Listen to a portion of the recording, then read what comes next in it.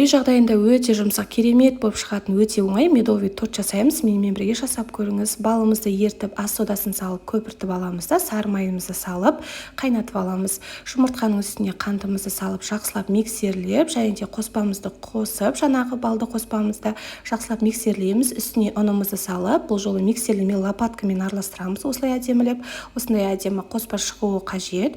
Пергаменттің үстіне әдемілеп бір тегіс етіп жайып аламыз да, 180 градуста толықтай пісіріп аламыз. Қаймақтың үстіне вареный сгущенканы жақсылап араластырып, бір келкі масса шығарамыз. Және де осы кезде біздің коржымыз піседі. Қараңыздар, өте әдемі болып шығады. Ортасы толықтай піседі. Жиектерін кесіп алып қоямыз коржықтардың. Және де ортасынан кесіп, осылай ортасына салмасын салып, яғни начинкасын жағып, әдемілеп тортымызды жинаймыз. Холодильникке 3-4 сағатқа қойып қойсаңыздар болады. Өте дәмді болып шығады. Міндетті түрде жасап көріңіз. Сіздерге ас болсын.